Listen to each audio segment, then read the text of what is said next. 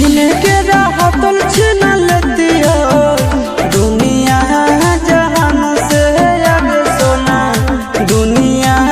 जहान से जोड़ी है बनावल भगवान के दुश्मन है इंसान के आगे सोना दुश्मन है इंसान के जोड़ी है बनावल भगवान के दुश्मन है इंसान के आगे सोना दुश्मन है इंसान के।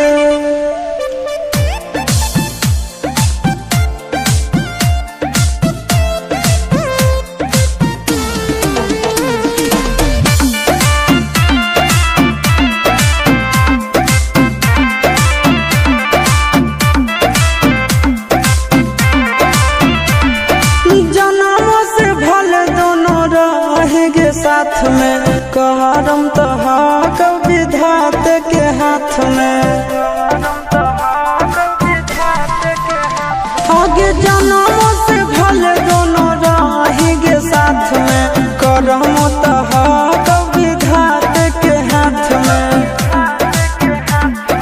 कन्हैया से मिल जाते हमारा तो मंगल तियल कान के है आगे सोना मंगल तियल कान के जोड़ी है बनावल भगवान के दुश्मन है इंसान के है आगे सोना दुश्मन है भगवान के जोड़ी है बनावल भगवान के दुश्मन है इंसान के है आगे सोना दुश्मन है इंसान के।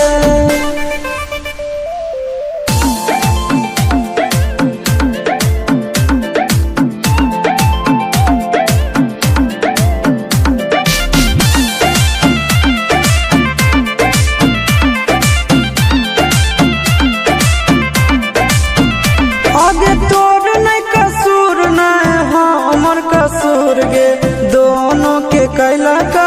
ऊपर वाला दूर गे ये सोना आगे तोर नहीं